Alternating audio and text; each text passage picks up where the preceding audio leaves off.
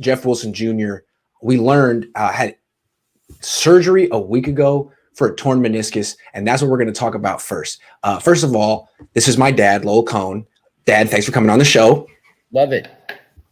We were planning out this show today, and we were going to end with this and really talk about how, what it means for the roster, but what it means for the media that they kept this under wraps for an entire week. And as we were planning this out, we got a text from the PR staff that John Lynch was going to talk to the media at 12:30. That's why we pushed this back. Lynch did an impromptu conference call with the media explaining what happened with Jeff Wilson Jr. Here's what happened. It was after practice last Thursday. He was in the locker room, sitting down at his locker. He stood up, turned to walk away, and tore his meniscus. That's the story. Anyway, that was Thursday. Surgery was Friday, and we didn't find out until yesterday.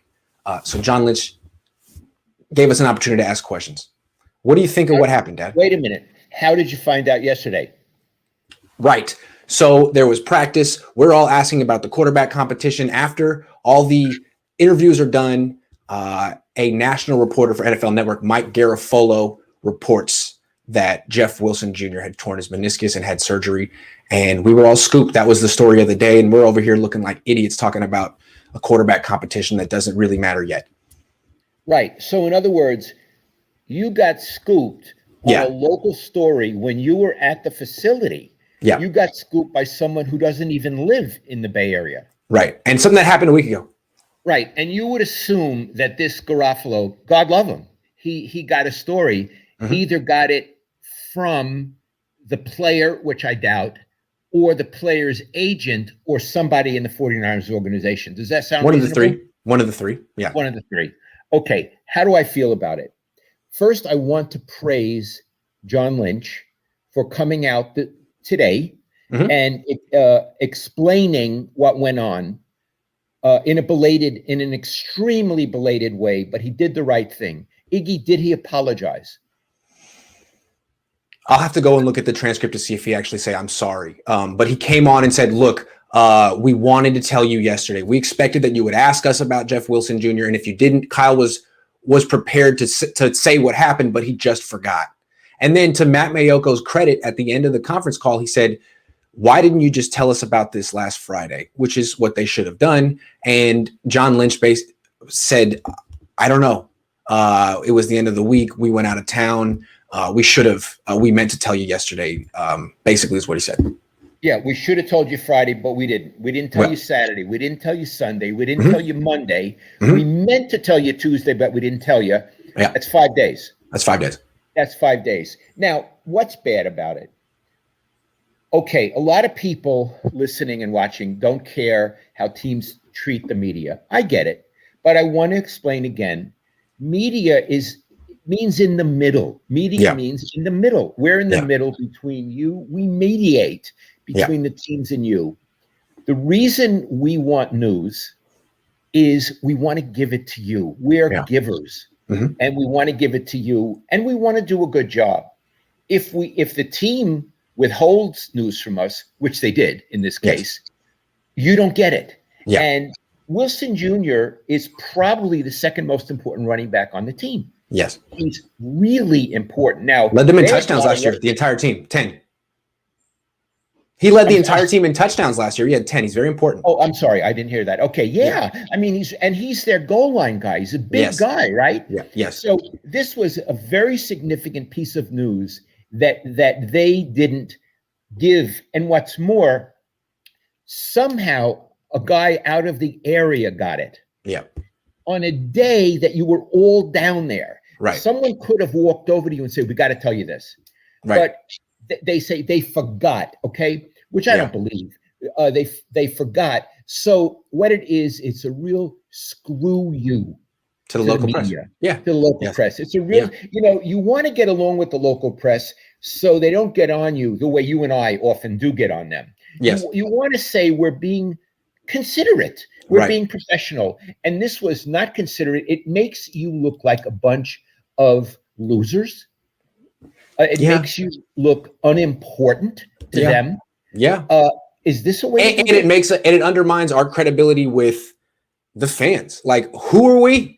we're no better than any fan. If you really want to get the information, you got to go to people who aren't even in California. That's Only people right. who break news about the 49ers are in New York. I love it. Yeah. Right. If you want to go to learn about the Bay Area, leave the Bay Area. It's a very bad, very Like we're bad. not. What are we cheerleaders? What are we there to say? Oh, the Niners look good today. Trey Lance looked good today. That's what we're there for. But when it's actually time to let people know about Jeff Wilson Jr., you call up the NFL Network. Thanks for that. And I'm going to say something else. I don't often talk about public relations staffs, but I spent my professional life dealing with PR staffs. And I know what they do. One of the things that a good PR person would do at the Warriors, like Raymond Ritter at the Warriors, who's right. A+, he's a wonderful, wonderful person. Something happens and he'll go to Steve Kerr or Bob Myers and say, look, this just happened. We need to handle this with the media. Now, Raymond Kirk Reynolds would do it when he was at the Niners. Bob Rose would do it when he was at the A's. This happened. We need to how do you want to handle it with the media? We got to do it now. So now, absolutely, because we're a professional organization acting the way we're supposed to act. Right. Well, there was a breakdown at the 49ers on this. Yes. I look at it, either one of the PR staff went to, let's say, John Lynch and said, look, this guy is a really important guy and he just tore his meniscus. He's going to be out basically the season. We need to handle this with the media. And John Lynch or Shanahan said, screw him, I don't care. That could have happened, which means the PR person didn't have power, didn't have gravitas with them. Or the PR department just forgot to do it or didn't know to do it. Yeah. So this is a breakdown all the way from the owner to the general manager to the coach to the PR staff. This is not a good look for the 49ers, and it's not a way to act, Iggy.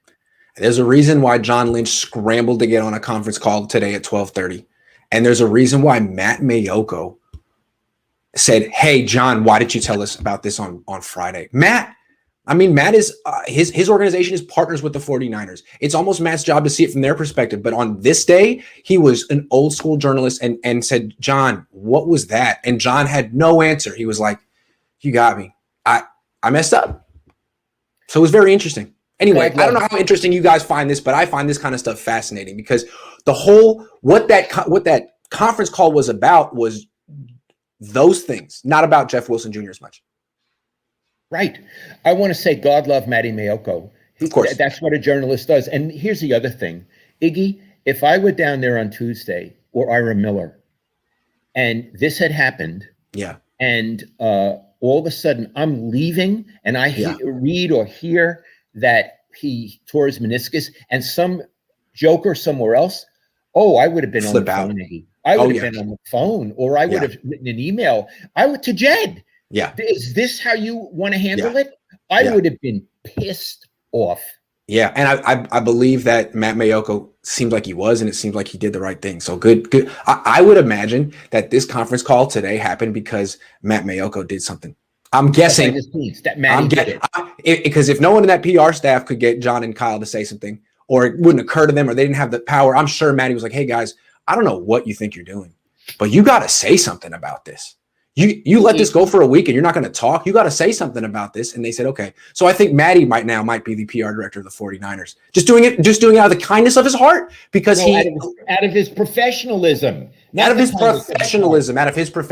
And this is how journalism works. Yes. I want to say something. I may be going wine tasting with Matty over the weekend. So maybe he'll tell me if he put some pressure on them behind the scenes. And this brings up a subtopic, Iggy. This guy got hurt in the first workout. Yeah. This guy got hurt, and he wasn't even there for the first day. He got hurt in the locker room, Dad. In the locker room. Standing up. So here's what I think. I tend to think, oh my God, here we go again. Yeah. These guys, the Niners get hurt at an alarming rate. Yeah. And this could just be a one-off, and for their sake, I hope it's a one-off. But Iggy, doesn't it cross your mind? What kind of players do they have, or what kind of training do they have that the guy is already out for the season standing up?